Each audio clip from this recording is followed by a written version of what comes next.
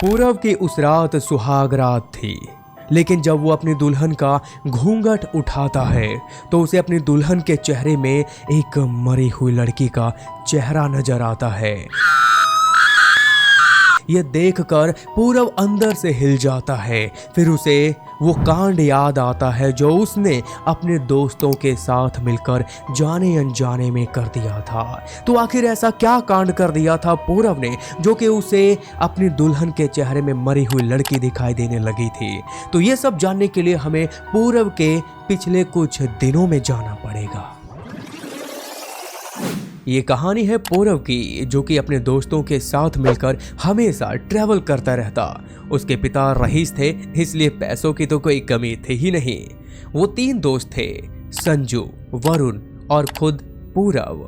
पूरव और संजू एक ऐसे लड़के थे जो भूत प्रेत पिशाच इन चीजों पर बिल्कुल भी विश्वास नहीं करते थे, और वहीं वरुण एक ऐसा लड़का था जो कि इन बातों पर पूरा यकीन करता था।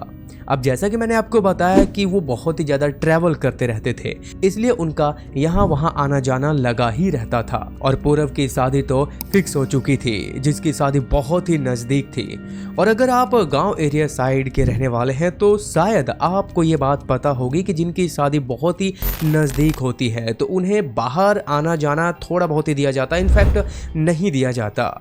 लेकिन पूरव इन बातों पे विश्वास नहीं करने वाला लड़का था, तो वो कभी भी किसी की बात नहीं सुनता था। वो हमेशा अपने मन की करता था। एक दिन पूरव और संजू और वरुण तीनों ही एक साथ अकेले में पार्टी कर रहे थे।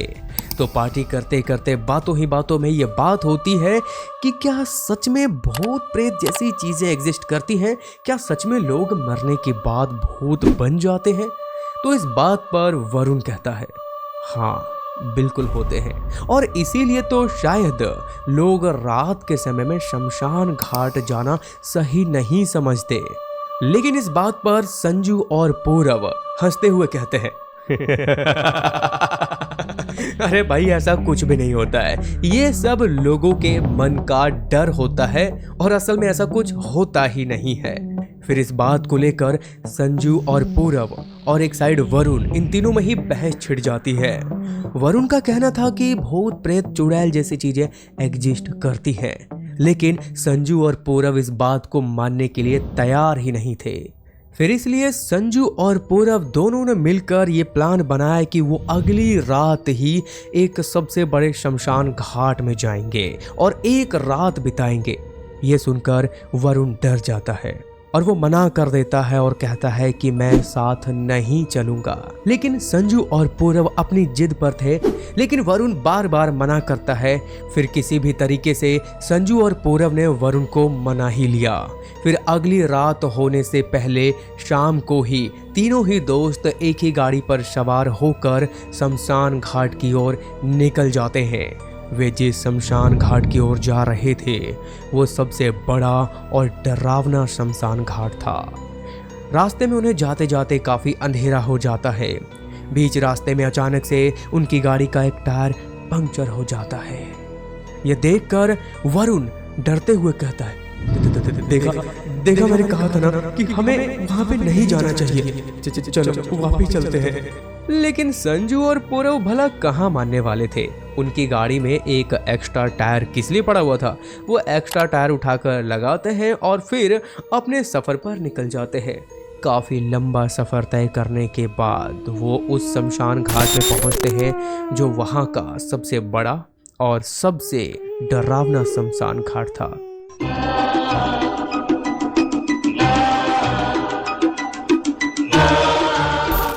वे शमशान घाट के मेन दरवाजे पे आके खड़े हो जाते हैं। वो नज़ारा देखकर तो बड़ा अजीब लग रहा था, लेकिन वो हिम्मत करके दरवाज़ा खोलते हैं। जैसे ही वो अंदर प्रवेश करते हैं तो उन्हें दिखाई पड़ता है कि एक चिता की अग्नि अभी ठंडी तक भी नहीं हुई है।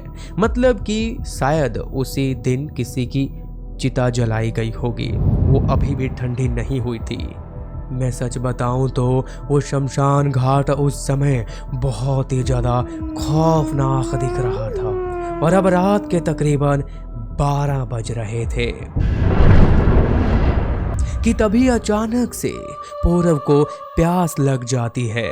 और वो शमशान घाट के पीछे की ओर बने नल की तरफ अकेला ही पानी पीने के लिए चला जाता है। वो धीरे धीरे नल की तरफ बढ़ रहा होता है। नल के पास पहुंचता ही है कि अचानक से नल का हैंडल अपने आप चलने लग जाता है।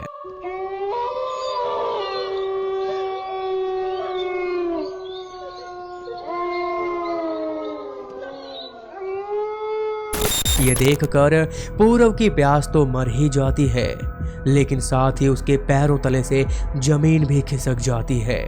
वो चिल्ला रहा था लेकिन उसकी आवाज नहीं निकल रही थी। वो वापस उल्टे पांव दौड़कर अपनी दोस्तों की तरफ भागता है और वहां पर पहुंचकर देखता है कि संजू और वरुण उस जगह पर मौजूद ही नहीं है। ये देखकर तो पूरब के और पसीने छूट जाते हैं। दरअसल संजू और वरुण पूरब को ही ढूंढते हुए शमशान घाट से बाहर गाड़ी के पास पहुंच गए थे, क्योंकि जब पूरब को प्यास लगी थी तो वो बिना बताए ही अकेला ही पानी पीने के लिए पीछे की ओर चला गया था। इसलिए संजू और वरुण को पूरब ना दिखाई देने पे वो उसे ढूंढने लगे और ढूंढते हुए शमशान घाट से बाहर गाड़ी के पास पहुंच गए थे। लेकिन इधर पूरब की हालत बहुत खराब हो गई, ये देखकर कि संजू और वरुण वहां पर मौजूद नहीं है, क्योंकि उसे अब लगने लगा था कि शायद उन्हें कुछ हो गया है और अब वो उस शमशान घाट में अकेला पड़ चुका है। वो जैसे तैसे गिरते बजरते हुए उस शमशान घाट से बाहर अपनी गाड़ी तक पहुंचता है। वहां पहुंचकर देखता है तो संजू और वरुण वहां दिखाई पड़ते हैं। ये देखकर पूरब संजू और वरुण पे गुस्सा करने लगता है और चिल्लाते हुए बोलता है कि तुम मुझे शमशान घाट में अकेला छोड़कर शमशान घाट से बाहर क्यों आए। इस बात पर संजू और वरुण पूरब को बताते हैं कि आखिर में पूरब को ढूंढते हुए ही वो गाड़ी के पास पहुंच गए थे, जैसा कि मैंने अभी आपको बताया था। वैसे पूरब ने जो भी कुछ देखा था उस वजह से बहुत ही ज्यादा डरा हुआ था, इसलिए वो अपने दोस्तों को जल्दी से गाड़ी में बैठने के लिए कहता है और वो उस शमशान घाट से अपने घर की ओर रवाना हो जाते हैं। अभी रास्ते में पूरब संजू और वरुण को उसके साथ जो घटना घटी थी, उसने जो भी कुछ उस शमशान घाट में देखा था वो अपने दोस्त को बता ही रहा होता है कि तभी अचानक से पूरब की नज़र सड़क पर पड़ी एक खून से लथपथ लड़की पर पड़ी। ये देखकर पूरब गाड़ी को रोक लेता है, लेकिन संजू और वरुण ये कहते हैं कि चलो, लेकिन न जाने क्यों पूरब में अभी भी कुछ हिम्मत बची हुई थी।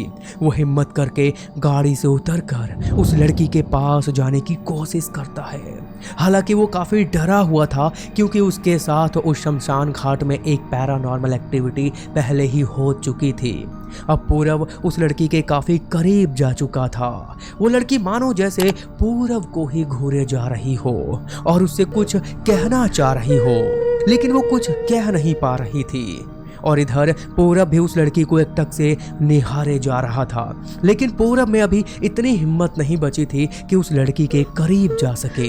इसलिए वो दौड़कर अपनी गाड़ी के पास चला आता है और अपनी गाड़ी को स्टार्ट कर उस लड़की को छोड़ अपने घर की ओर रवाना हो जाता है। अब पूरब की 2 दिनों बाद शादी होने वाली थी और 2 दिनों बाद पूरब की शादी भी हो जाती है। तो अब बारी थी पूरब की सुहाग रात की। वैसे पूरब के साथ पिछले दिनों में जो भी कुछ हुआ था, पूरब ने उसे भूलने की बहुत कोशिश की, लेकिन वो भूल ना सका। फिर वो अपने रूम में जाता है अपनी दुल्हन के पास, और जैसे ही वो अपनी दुल्हन का घूंघट उठाकर देखता है तो वो अंदर से हिल जाता है, क्योंकि जो उसने देखा अब आप भी समझ चुके होंगे कि उसने क्या देखा था। अब आगे अपनी पूरब कहानी में लिखते हैं कि उसने जब अपनी दुल्हन का घूंघट उठाकर देखा था तो उसे वो चेहरा नजर आया था जो उस रात सड़क पर पड़ी खून से लथपथ लड़की उन्हें दिखाई दी थी। ये देखकर पूरब बहुत डर जाता है और भागकर अपने परिवार वालों के पास जाता है और बीते दिनों में उसके साथ जो जो कुछ भी हुआ था उसने वो सब कुछ अपने परिवार वालों को बता दिया। फिर आगे छानबीन करने के बाद ये पता चलता है कि जो उस रात रास्ते पर लड़की पड़ी थी वो कोई भूत प्रेत या चुड़ैल नहीं थी, वो एक सच में लड़की थी जिसका रोड एक्सीडेंट हो गया था और वो पूरब को देखकर उससे मदद मांगने की कोशिश कर रही थी, लेकिन वो बोल नहीं पा रही थी, जिन्हें पूरब और उसके दोस्तों ने भूत प्रेत चुड़ैल समझकर उसे वहीं छोड़ घर की ओर रवाना हो गए थे। और उस लड़की की वहीं सड़क पर डेथ हो गई थी क्योंकि उसकी किसी ने मदद नहीं की थी। फिर पूरब जी अपनी आगे की कहानी में हमें लिखकर बताते हैं कि उनके साथ ही ये सिलसिला काफी समय तक चलता रहा, यानी कि उनकी पत्नी में उस लड़की का चेहरा कई बार नजर आता रहा, लेकिन न जाने क्यों ये उनके अंदर का डर था या फिर कुछ और, ये उन्हें नहीं पता। लेकिन फिर धीरे धीरे वो सिलसिला खत्म हो गया। लेकिन एक सवाल जो उनके मन में अभी भी है कि उस रात जो शमशान घाट में जो पैरानॉर्मल एक्टिविटी उन्होंने देखी थी वो क्या था, ये सवाल उनके दिमाग में आज भी है। खैर दोस्तों, ये तो थी पूरब जी की कहानी। अब आपकी कहानी क्या कहती है हमारे साथ शेयर करने के लिए हमें इंस्टाग्राम पे डीएम कर सकते हैं, ताकि आपकी कहानी भी यहाँ पे मैं लोगों तक पहुँचा सकूँ। वैसे आपको ये वाली स्टोरी कैसी लगी मुझे कमेंट करके बताएं। वीडियो अच्छी लगी हो तो वीडियो को लाइक करें और भी ऐसी इंटरेस्टिंग कहानियाँ सुनने के लिए चैनल को सब्सक्राइब करके बेल आइकन जरूर दबाएं।